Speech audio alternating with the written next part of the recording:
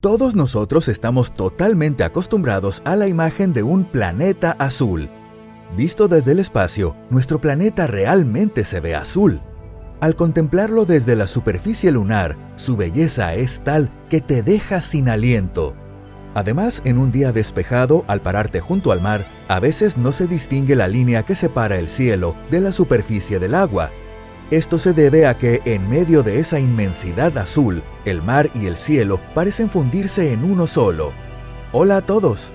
Por cierto, casi nadie se detiene a pensar en serio, ¿por qué tenemos tantísima agua?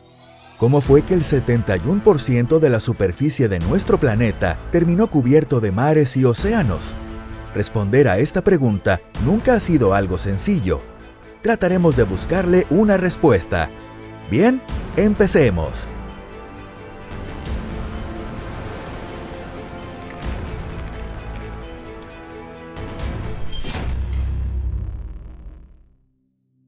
El surgimiento del agua en el nacimiento del universo. Tal vez muchos de ustedes piensen, ¿de verdad podemos averiguar el origen del agua de hoy en día remontándonos tan atrás en el tiempo? Sin embargo, para investigar el origen del agua que existe en nuestro planeta, es necesario retroceder hasta el mismo instante en que nació el universo. Podríamos decir sin exagerar que en el universo actual hay agua de sobra. De hecho, teniendo en cuenta que los elementos que forman el agua están entre los más comunes del universo, es natural que haya tal abundancia de agua. El hidrógeno es el átomo más abundante del universo, y el oxígeno es el tercero en la lista. Para ser más precisos, de todos los átomos que componen el universo, el 73,9% son hidrógeno y el 1,0% oxígeno. Sin embargo, justo después del Big Bang, la proporción de átomos era totalmente diferente. Durante los primeros minutos posteriores al Big Bang, la llamada nucleosíntesis primordial produjo únicamente hidrógeno hasta cerca del 75% y helio hasta alrededor del 25%, más pequeñas cantidades de deuterio, helio 3 y litio 7. No obstante, esta pobre composición atómica solo se mantuvo hasta que las nubes de hidrógeno se dividieron en diferentes conglomerados, dando lugar a las primeras estrellas. Y fueron precisamente esas estrellas recién formadas las que se convirtieron en la fuente de oxígeno. Sin embargo, no se trataba de estrellas normales como nuestro Sol, sino de supernovas de la etapa más temprana. Dichas supernovas aparecieron varios cientos de millones de años después del Big Bang, como resultado de la evolución de estrellas mucho más grandes que nuestro Sol. Para quienes sueñan con la posibilidad de contactar civilizaciones extraterrestres, esto podría ser una buena noticia, porque si el oxígeno, considerado fuente de la vida, ya existía hace al menos 13.000 millones de años, es mucho más probable que la vida haya surgido aquí y allá en el universo. Esto es un panorama totalmente distinto de la idea de que apenas hace 2.400 millones de años, las cianobacterias generaron oxígeno en la Tierra a través de la fotosíntesis. Es más, hay quienes plantean que en las etapas iniciales del universo existía muchísima más agua de la que tenemos hoy, tal vez varias veces más. Sin embargo, los científicos suponen que gran parte de aquella agua primigenia acabó descomponiéndose de nuevo a nivel atómico durante la evolución posterior del cosmos. ¿Dónde se esconde el agua en el sistema solar? En el sistema solar abunda el agua, pero su distribución es muy irregular. Sorprendentemente se piensa que incluso el propio Sol podría contener una cantidad considerable de agua. En las áreas de manchas solares, que son alrededor de 1500 grados más frías que la superficie solar, el agua se acumula en forma de vapor. También hay agua en los planetas. De hecho, hay cuerpos celestes que incluso almacenan más agua que la Tierra. Hasta hace poco se creía que los satélites de Júpiter y Saturno eran los que tenían mayor abundancia de agua, siendo el ejemplo principal Europa, la sexta luna de Júpiter. Al investigar este gran cuerpo celeste, casi al mismo tiempo que nuestra luna, se descubrió que bajo el hielo que cubre su superficie se esconde un océano líquido. Es más, en ese sentido, Europa no es tan excepcional. Otros satélites de Júpiter como Ganímedes o Calisto también son en esencia enormes masas de hielo. Y las lunas de Saturno, Titán, Tetis, Encélado o Jano tampoco se quedan atrás en cuanto a la cantidad de agua. Los satélites de Urano y Neptuno también contienen mucho hielo de agua. Pero en realidad, el planeta que posee la mayor cantidad de agua es Neptuno. Podríamos decir que hace honor a su nombre. Sin embargo, se cree que en el interior de Neptuno, el agua existe en un estado de altísima densidad bastante peculiar. Los científicos consideran que el hielo de Neptuno podría adoptar al menos 20 fases de alta temperatura. La idea de que haya agua líquida en el núcleo abrasador de un planeta parece fruto de una imaginación desbordada, pero los científicos ya han modelado matemáticamente ese estado. Además, se dice que el cinturón de Kuiper, ubicado en la órbita más alejada del Sol, también es un enorme depósito de agua. Este cinturón está formado por bloques de hielo, y el más grande de todos es Plutón, que en su día se consideró el 9º planeta del Sistema Solar, cuya masa está compuesta por un 30% de hielo. Estos cuerpos celestes son vestigios de la época en que se formó el Sistema Solar. Y aún más lejos que el cinturón de Kuiper se extiende la nube de Oort, considerada la reserva de agua más distante que tenemos identificada hoy en día. En la actualidad, se cree que los cometas provienen precisamente de esta nube de Oort. Como sabrán, el 80% de la masa de un cometa está compuesto por agua. Tal vez sea la nube de Oort la principal fuente de agua de la Tierra. Sin embargo, esta solo es una de las muchas hipótesis existentes, que se suelen agrupar en dos grandes enfoques: la teoría de origen externo y la teoría de origen interno. Teoría de origen externo. La teoría de origen externo quizás sea más fácil de imaginar que la de origen interno. De hecho, cuando se estaba formando el Sistema Solar, la Tierra era una esfera ardiente y no podía retener agua en estado líquido. En aquel momento, en el Sistema Solar, se producían frecuentes colisiones entre cuerpos celestes, liberando enormes cantidades de energía. Dado lo hostil que era el entorno, resulta razonable pensar que el agua llegó más tarde a la Tierra desde zonas mucho más frías del espacio. En la joven Tierra, que estaba a altas temperaturas, cualquier agua en estado líquido se habría evaporado de inmediato. Además, entonces nuestro planeta no tenía atmósfera, así que tampoco podía retener el agua en forma de vapor.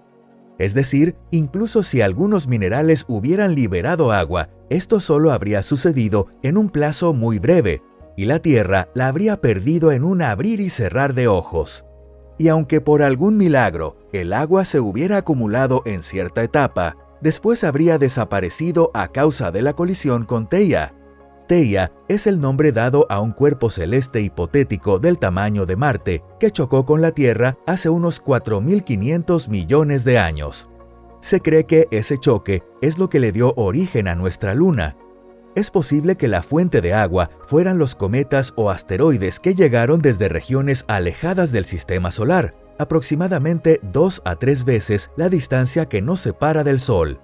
Y quien hizo de motor para conducir estos asteroides hacia el interior fue Júpiter, el planeta más grande del Sistema Solar. En las primeras etapas de la formación del Sistema Solar, llamadas época de migración planetaria, Júpiter, con su enorme masa, atraía a los asteroides y los enviaba hacia la parte interna del Sistema Solar. Por su parte, los cometas llegaban a la Tierra desde el cinturón de Kuiper o desde la nube de Oort, describiendo órbitas elípticas muy alargadas. Aunque los cometas impactaban contra la Tierra con menos frecuencia que los asteroides, contenían grandes cantidades de hielo, por lo que se considera que, en caso de colisión, habrían humedecido la superficie terrestre más que los asteroides. Por otro lado, en el Sistema Solar primitivo, los asteroides caían uno tras otro sobre la joven Tierra, que todavía no contaba con una atmósfera protectora. A este periodo se le conoce como la época de bombardeo intenso tardío. Aún así, se desconoce con exactitud la frecuencia de esos impactos, cuánto tiempo duraron, si ocurrieron de una sola vez o de forma intermitente durante un periodo prolongado y muchos otros detalles. De todos modos, no cabe duda de que existió una etapa de colisiones tan violentas. Basta con observar la superficie de la Luna para ver las innumerables huellas de impactos de cuerpos celestes de todos los tamaños. El hielo que contenían los asteroides y cometas que cayeron a la Tierra se evaporaba al momento de la colisión. Parte de ese vapor volvía a escapar al espacio, parte se integraba a la atmósfera en formación y otra parte lograba infiltrarse en el interior de la Tierra. Una de las esperanzas para reforzar la teoría de origen externo era comparar la composición isotópica del agua presente en asteroides y cometas con el agua de los océanos terrestres. En concreto, se miden las proporciones de deuterio, hidrógeno pesado, con respecto al hidrógeno ligero, hidrógeno normal. El deuterio es un isótopo de hidrógeno con un número másico 2, compuesto por un protón y un neutrón en su núcleo. Según la teoría de origen externo, el agua de los asteroides debería presentar la misma composición isotópica que la del agua de la Tierra. La composición de asteroides y cometas ha sido investigada tanto por métodos indirectos de geofísica como mediante sondas espaciales. Por ejemplo, en 1986, la sonda Giotto analizó el famoso cometa Halley. Sin embargo, los resultados sobre la proporción de isótopos de agua en el cometa Halley fueron un golpe para los defensores de la teoría de origen externo. El agua del cometa Halley contenía aproximadamente el doble de deuterio que la de los océanos terrestres. Y posteriormente, otros 5 cometas examinados, incluidos el Hale-Bopp y el Hyakutake, ofrecieron datos prácticamente idénticos. Entonces, ¿acaso estaba equivocada la teoría de origen externo? No necesariamente. En 2010, al estudiar con el telescopio espacial Herschel el cometa Hartley 2, se descubrió que su agua coincidía plenamente en composición isotópica con la terrestre. Sucede que los 6 cometas investigados con anterioridad provenían de la nube de Oort, mientras que el Hartley 2 llegó desde el cinturón de Kuiper. ¿Significa eso que la principal fuente de agua que llegó a la Tierra en gran volumen fue el cinturón de Kuiper? No obstante, algunos científicos siguen considerando muy plausible la teoría de origen interno, que sostiene que el agua de la Tierra se formó en su propio interior. Teoría de origen interno.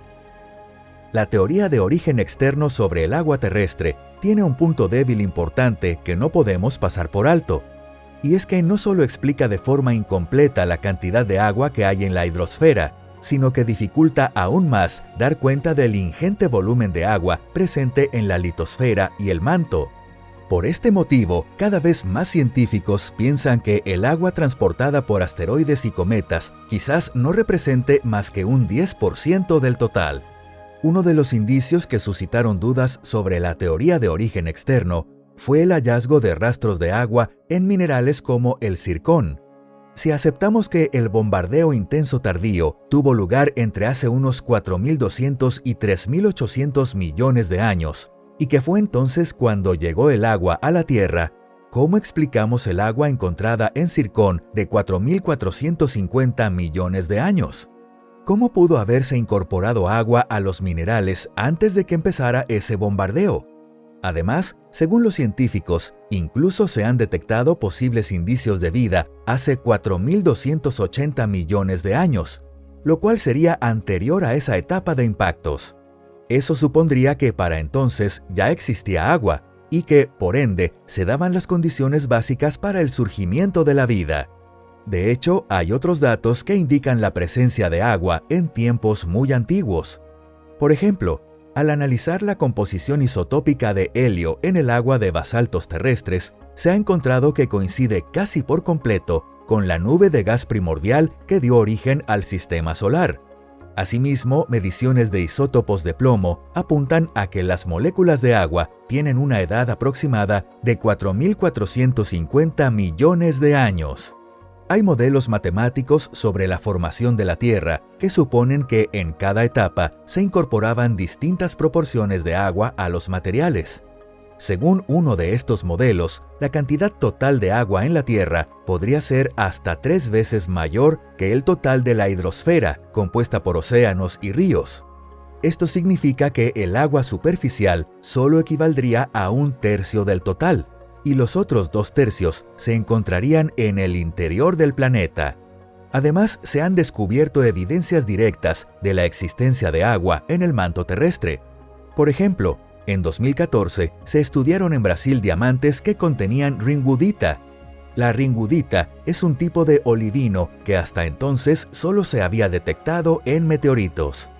Lo que la diferencia del olivino común es que puede contener hasta un 1% de agua. Lo interesante es que se cree que estos diamantes, conocidos como diamantes azules, se formaron en el manto a unos 660 kilómetros de profundidad bajo la superficie. Si extrapolamos la proporción de agua hallada en esos diamantes a todo el manto, tal como indican los modelos, habría en la Tierra un volumen de agua equivalente a 3 veces la suma de todos los océanos. Por lo tanto, podemos afirmar que tanto la teoría de origen externo como la de origen interno tienen aspectos válidos en lo referente al origen del agua en la Tierra. De hecho, hoy se considera que el agua aportada por asteroides y cometas solo representa una pequeña porción, mientras que la mayor parte se habría originado durante la formación del sistema solar. Y dado que en el universo hay enormes cantidades de agua, es muy probable que exista vida en otros planetas, además del nuestro.